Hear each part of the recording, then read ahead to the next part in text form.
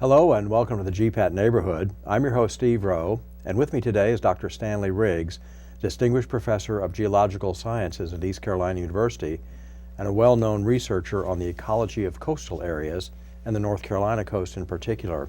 He's the author of North Carolina's Coast in Crisis and co-author of The Battle for North Carolina's Coast and The Drowning of the North Carolina Coast. Welcome to the GPAT Neighborhood, Dr. Riggs. Thank you. North Carolinians had the opportunity last fall to watch almost from the sidelines as another section of the East Coast got slammed by a fierce storm when Sandy came ashore in New York and New Jersey and some in New England.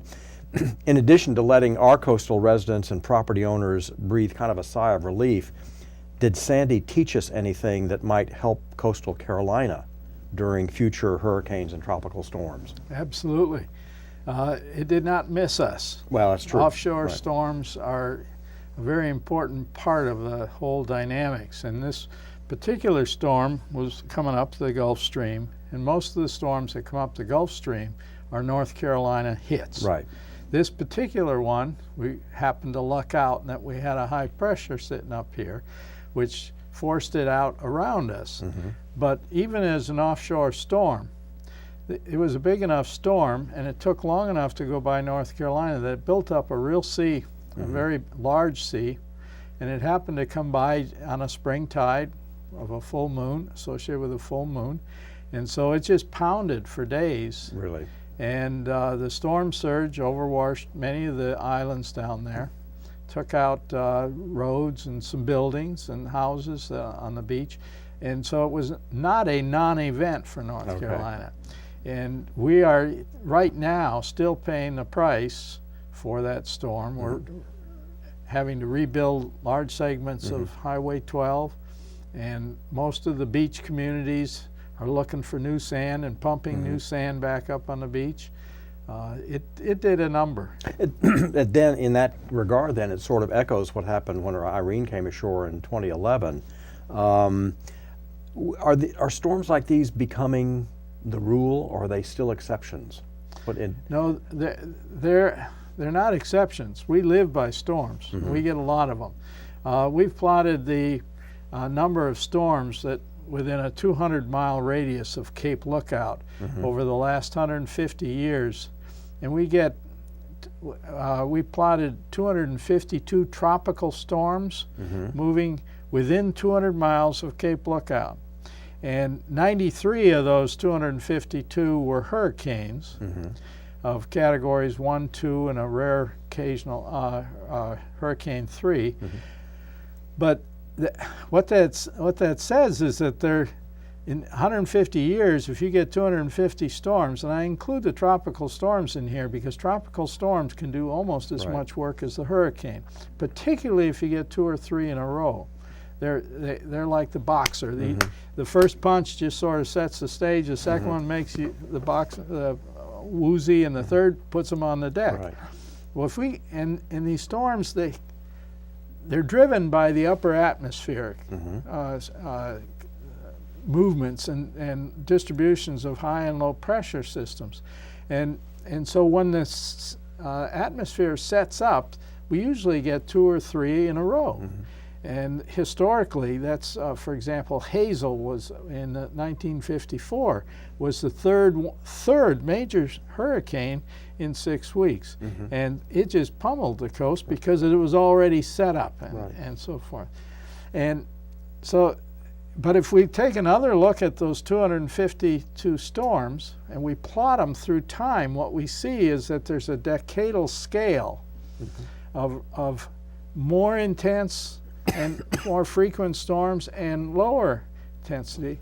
And these decadal scales are about 2 and 3 decades long. So in 1850s, we had a very intense period, and then a low period, another intense period from the 30s to the early 60s, and then a low period. And this low period from during the late 60s, 70s, and 80s is when the major development took place on the coast in North And Carolina. are we on the rise now? Are we coming and up we're on on a rise, a very serious very serious rise, storms. and probably, if that pattern holds, we're looking at another couple of decades of intense storms. And of course, the storms don't happen throughout the year. They happen over a relatively short period of time. I mean, the hurricane season is Right. what, May to November or something like that? Right. Those are basically the summer storms. But the other side of that coin is that we have winter storms called nor'easters, Right. which North Carolina gets somewhere around 30 of those a year. Now, most of those are just small frontal systems that go through and they don't do much. But out of that 30, you might get 4, 5, 6 big ones. And when you get 2 or 3 of those together in 2 weeks' time, you can do just as much work as you can with a hurricane. How would you? The storms are the worker bees out here on our Right. coast. They're the things that make things happen, and the coast is constantly changing. It's a dynamic system, and it's driven by these storms. How would you describe the relative permanence or fragility of North Carolina's barrier islands? Will they always be around, or are we looking at a time when there'll be large segments that'll just disappear? Well, first of all, the barrier islands aren't fragile. Right. With every storm, the headlines and papers will say our fragile barrier islands are breaking down. Yeah. The thing I want to point out is that as long as there's been an ocean and a land, wherever those two come in contact, you have a shoreline. And that shoreline may be a barrier island, it may be a strand plain beach, may be a rocky shoreline, depending on where you are and what the geology is. But that means that we've had shorelines and coastal systems as long as we've had oceans on the surface of the earth, Right. which is billions of years. And these environments are the highest energy environments in the world. And they're built by storms, they're maintained by storms, and they need storms to evolve through time. And so the idea that these things are fragile, what's fragile is the human superstructure that's put on a mobile pile of sand that's moving in response to these energy conditions. And the shorelines change. They never stay in the same place. So the idea that you can go out and build a condominium or a house or a road or something on a dynamic, high-energy barrier island pile of sand is crazy. So we shouldn't be alarmed that, say, Jockey's Ridge constantly changes. Then that's just part of how it works. That is the nature of the coastal system. It's a system of dynamic and constant change. Constant change. Yeah. And it is when you look at other hazards, earthquakes might happen once every 100 years. Volcanoes maybe once every 500 years. Landslides more frequently, but storms and coastal systems are constantly working. In your research into the impact of ocean storms on the barrier islands, have you found any earlier examples of islands disappearing, actually vanishing, or coastlines that have been subject to drastic changes? And you might use the Outer Banks as an example. Are there examples of coastlines on old maps that are much different from the maps we see today? Absolutely. 125,000 years ago, the ocean was up to what we call the Suffolk shoreline, which comes down from Suffolk, Virginia, behind Dismal Swamp, down past Edenton, Plymouth, down Highway 305, I think it is, to Arapahoe and Minnesota Beach.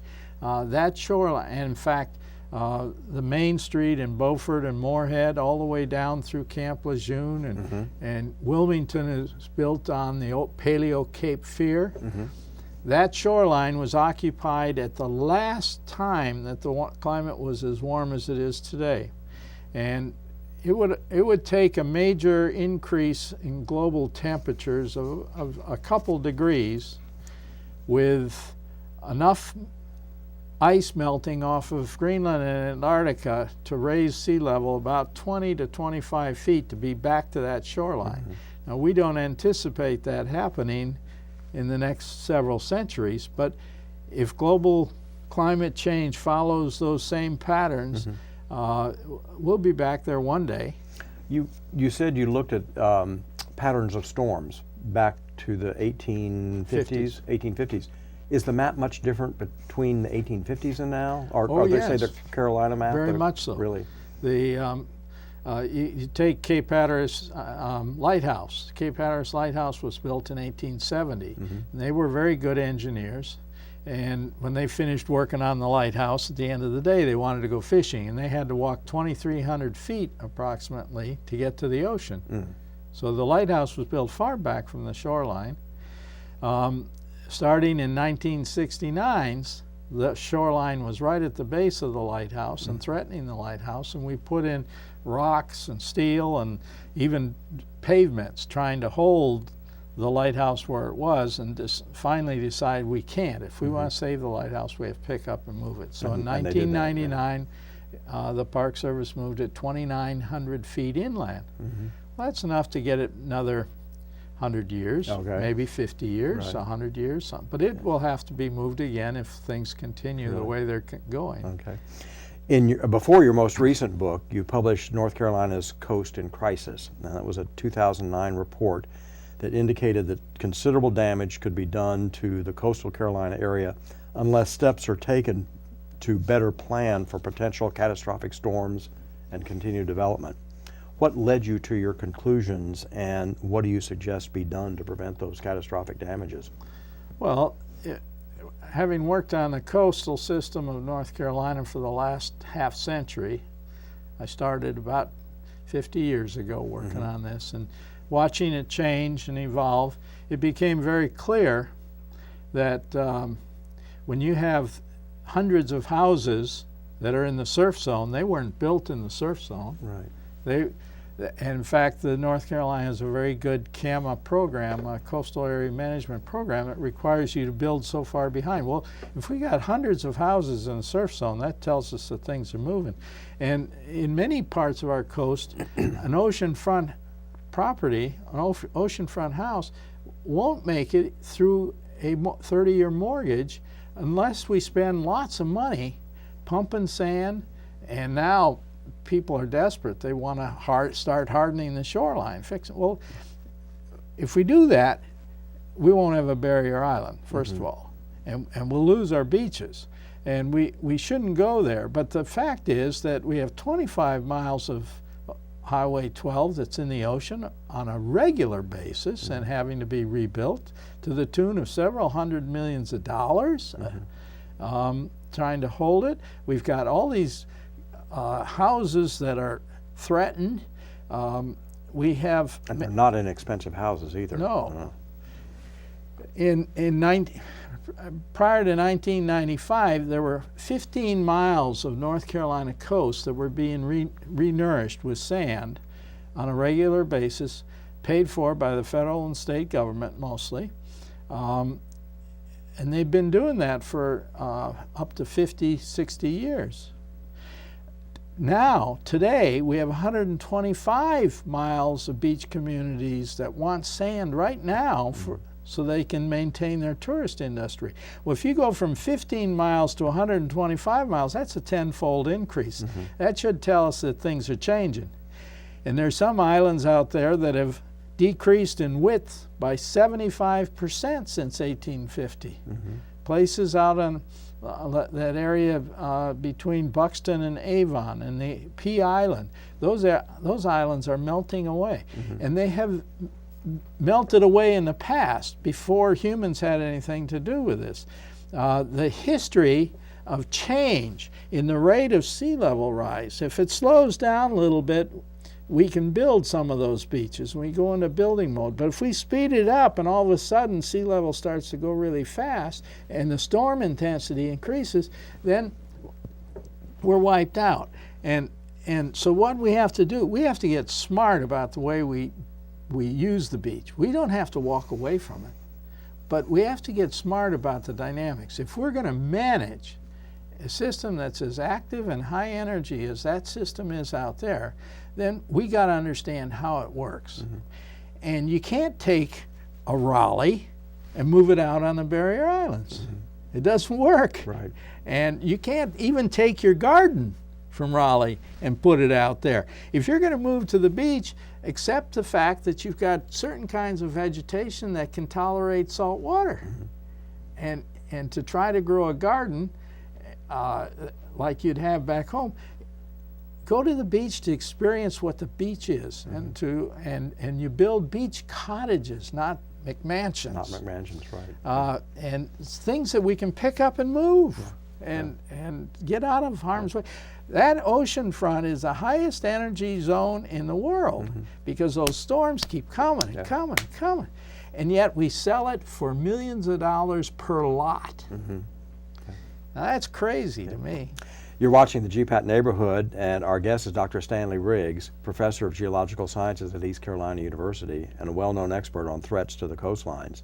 Dr. Riggs, how and when did you become interested in the Atlantic Barrier Islands, and what kind of, you said about 50 years ago, what prompted your interest in the Barrier Islands? Well, I was a coastal marine geologist, and I was hired by Leo Jenkins to start a marine science program here in North Carolina. I'd actually been working in North Carolina quite a few years before I started East Carolina, and this is an awesome coastal state. We have it is the best coastal system in the world. It's awesome coastal system. It's got these incredible barrier islands. It's got these beautiful cape structures that have these shoals that run all the way across this continental shelf. We got these estuaries with marshes, swamp forests, and rivers, and this system is world class. It's as incredible as any place I've been in the world, and I've worked all over the world. And this is a resource, a natural resource that North Carolina can build on. We don't need to compete with Myrtle Beach and Virginia Beach. Let them build all the condos they want and fight those battles. We have almost 50% of our barrier islands are still natural in a national park, in a national wildlife refuges, and state parks, and people can have the experience of a real wild barrier island, and we can sell that. That we can develop a sustainable tourism based around the resources, around the fishing resources, not just offshore, but inside. The sailing, the boating, boat building, the culture and history of the peoples that live down east and that have built that area. It's an incredible history and an incredible culture.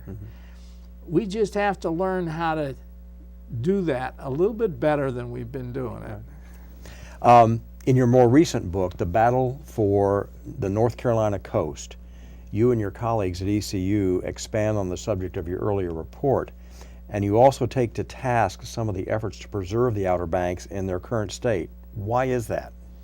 Why should we not try to preserve what we have? Well, we should try to preserve it, but the way to preserve it is to let it do its thing.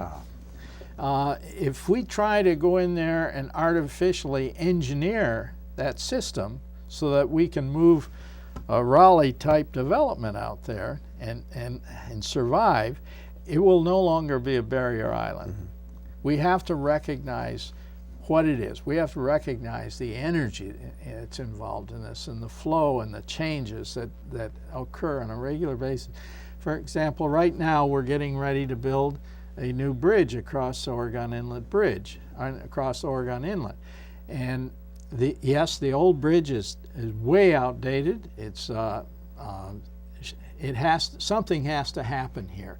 But the question is, we've got a design for a 100-year bridge to cross an inlet that will last 100 years and feed a road that goes down the Outer Banks, and the first 12 miles of that road won't be there in 10 years from now. They're not there today, I know, right now. NC-12, right. There's 5 miles that are out of there and have been rebuilt in the last couple of years. It's almost like our bridge to nowhere, isn't it? It will be. It will be the world classic example of bridges to nowhere unless we deal with the whole system. And what we really need, I'm not saying let's not build that. Let's get smart about it. If we're going to build it, we're going to invest $1 billion in this thing, $1.5 billion. Let's get smart. But what we need out there in the communities, and is an alternative. There's no reason in the world why a storm comes along and wipes out a whole fall season for all the villages and the economy for those villages that are downstream because one segment of the road's blown out here and we don't have a ferry system that can move in. People all over the world move people on high-tech ferry systems in high energy, in shallow water conditions, and we have old-fashioned ferry boats that can't do either of those. And when they are filled with construction equipment, we can't take care of the people and the economy.